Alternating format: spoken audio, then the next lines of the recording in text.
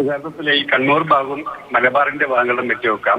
വിവിധ കാലഘട്ടങ്ങളിൽ ഏറ്റവും പുറമേ നിന്നുള്ള ഒരുപാട് ആക്രമണങ്ങൾ നേരിടേണ്ടി വന്നിട്ടുണ്ട്. അതിനകത്ത് ഏറ്റവും പ്രധാനപ്പെട്ടുള്ളത് ടിപ്പുവിന്റെ കാലഘട്ടത്തിലും വളരെ ശക്തമായിട്ടുള്ള ആക്രമണങ്ങൾ മലബാർ ഏരിയയുടെ ഭാഗത്തു നിന്ന് ഉണ്ടാവുകയും അത് കണ്ണൂര്, കാസർഗോഡ് ആ ഭാഗത്തിലൂടെ ഉള്ള ആക്രമണങ്ങൾ ഉണ്ടാവുകയും അപ്പൊ അങ്ങനെ ആക്രമണം വെച്ചിട്ട് ഉണ്ടാവുന്നതിന്റെ പ്രധാനപ്പെട്ട ലക്ഷ്യം എന്ന് പറഞ്ഞു കഴിഞ്ഞാല് ഈ വസ്തുക്കൾ കൊള്ളയടിക്കുക എന്നുള്ളത് തന്നെയാണ്.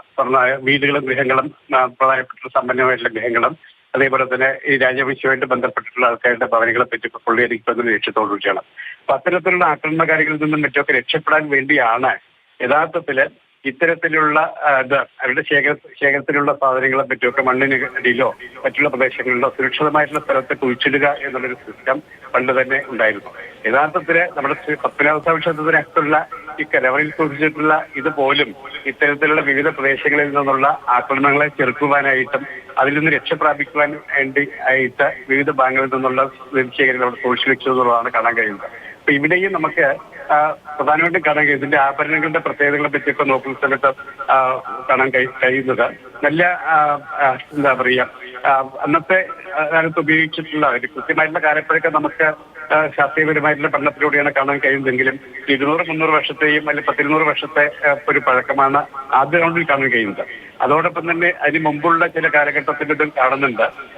അപ്പൊ ഇതൊക്കെ ശരിക്കും പറഞ്ഞു കഴിഞ്ഞാൽ കൃത്യമായിട്ടുള്ള ടെസ്റ്റിലൂടെ, പക്ഷെ ഏറ്റവും ഒടുവിലായിട്ട് വളരെ ശക്തമായിട്ട് 1872 ആ കാലഘട്ടത്തിലും മറ്റുമൊക്കെ ഇത്തരത്തിലുള്ള ആക്രമണങ്ങൾ പല ഭാഗങ്ങളിലും പാലക്കാട് ചുരം വഴിയും അതേപോലെ തന്നെ കണ്ണൂർ ഭാഗങ്ങളെ വഴിയും മറ്റുമൊക്കെ ആക്രമണം മറ്റൊക്കെ ഉണ്ടാവുന്ന സമയത്ത് അതിൽ നിന്ന് രക്ഷപ്രാപിക്കുക എന്നുള്ള ലക്ഷ്യത്തോട് കൂടിയിട്ട് അവിടുത്തെ സമ്പന്നരായിട്ടുള്ള പരിസരവാസികൾ ഒരുപക്ഷെ ഇതൊക്കെ പിന്നീടൊക്കെ അധിവാസം ഒരുപാട് ഈ ഇത്തരത്തിലുള്ള ആക്രമണത്തിലൂടെ ഈ സെറ്റിൽമെന്റിന്റെ റീസ്ട്രക്ചറിംഗ് ഉണ്ടായിട്ടുണ്ട്. പലരും മറ്റൊക്കെ അവിടെ ഓടിപ്പോകേണ്ടുന്ന സാഹചര്യം ഉണ്ടായിട്ടുണ്ട്.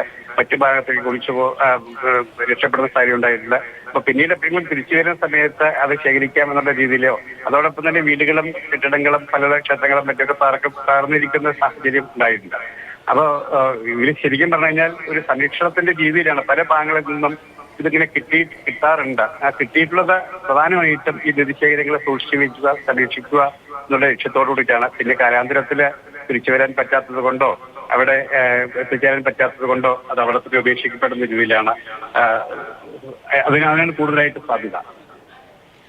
ഈ നിധിശേഖരം എന്ന് പറയുമ്പോൾ ഞാൻ ആദ്യം സംശയം പ്രകടിപ്പിച്ച പോലെ ഇത് നമ്മൾ കുഴിച്ചു മൂടി വെക്കുന്ന ഇത് ഇപ്പൊ അതായത് തൊഴിലുറപ്പ് തൊഴിലാളികൾ ഒരു മഴക്കുഴി എടുക്കുന്നതിനിടയിലാണ് ഇത്തരത്തിലുള്ള ഒരു നിധിശേഖരം കണ്ടുകിട്ടുന്നത്. മാത്രമല്ല അവർക്ക് തന്നെ അത് തുറന്നെടുക്കാനാകുന്നു. ഒരു ലോഹത്തിന്റെ പാത്രമാണ്, ഒരു ഭണ്ഡാരം പോലത്തെ ഒരു പാത്രമാണത്, അത് തുറന്നെടുക്കാൻ സാധിക്കുന്നു.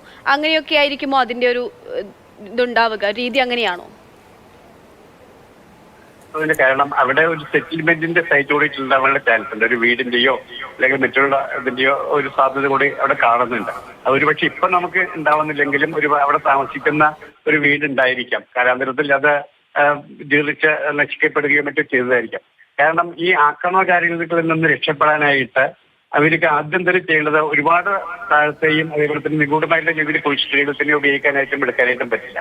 ഒരു പക്ഷേ ഈ ആക്രമണങ്ങൾ വരുന്ന സമയത്ത് അതിന് രക്ഷപ്പെടാനായിട്ട് അല്ലെങ്കിൽ അതിൽ നിന്ന് ഇതൊക്കെ ഒത്തുവലികളും മറ്റൊക്കെ നഷ്ടപ്പെടാതിരിക്കാൻ വേണ്ടിയിട്ട് അവരത് അധികം ആഴമില്ലാത്ത പ്രദേശങ്ങളിൽ ഇത്തരത്തിലുള്ള ഹുണ്ടിക എന്നുള്ള രീതി തന്നെയാണ്. അതൊക്കെയാണ് ആദ്യകാലത്ത് വീടുകളിലും മറ്റൊക്കെ സൂക്ഷിക്കാനുള്ള സുരക്ഷിതമായിട്ടുള്ള മാർഗങ്ങൾ. അത് പോർട്ടബിൾ ആണ്, ഒരു ഭാഗത്തുനിന്ന് വേറെ ഭാഗത്തേക്ക് കൊണ്ടുപോകാൻ പറ്റും.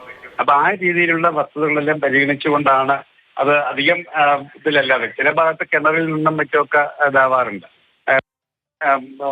ഉപേക്ഷിക്കപ്പെട്ട നിലയിൽ കണ്ടെത്തിയിട്ടുള്ള ഭാഗങ്ങളുണ്ട്. പാലക്കാട് ഭാഗത്ത് ചില മലയുടെ ഭാഗത്തു നിന്ന് കുറച്ച് വർഷങ്ങൾക്ക് മുമ്പ് മലയുടെ ഭാഗത്തു നിന്ന് ആൾക്കാർക്ക് കിട്ടി എന്നുള്ളൊരു ഇതുണ്ടായിട്ടുണ്ട്. വളരെ വർഷങ്ങൾക്ക് മുമ്പാണ് ഇതായിട്ട് ആൾക്കാരിങ്ങനെ പണിയെടുക്കുന്ന സമയത്ത് അവിടെ നിന്നൊക്കെ.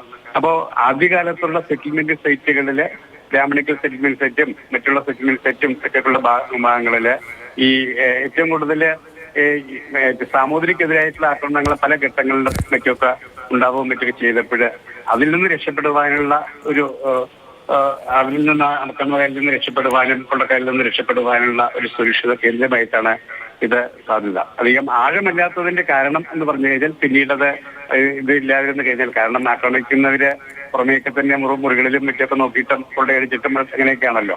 അപ്പൊ മണ്ണിനിടയിൽ കുഴിച്ചിട്ട് കഴിഞ്ഞാൽ പിന്നീടും അത് എടുക്കാം എന്നുള്ള രീതിയിലേക്ക്. പക്ഷെ പലതും ചില ബാങ്ക് ഡെപ്പോസിറ്റ് പോലെ തന്നെയാണ്. പിന്നീട് അത് വിശ്വസത്തിലായിട്ട് പോവുകയും അവര് മാറിപ്പോവുകയും പിന്നീട് കണ്ടെത്താൻ കഴിയാതിരിക്കുകയും അങ്ങനെയൊക്കെയുള്ള സ്ഥലങ്ങളിൽ നിന്നൊക്കെയാണ് ഇത്തരത്തിലുള്ള ഇത് വീണ്ടും പിന്നീട് എപ്പോഴെങ്കിലും ഇതേപോലെയുള്ള സർഫേസ് എക്സ്പ്ലോറേഷനോടെ അറിഞ്ഞറിയാതെ കണ്ടെത്താൻ കഴിയുന്നത്.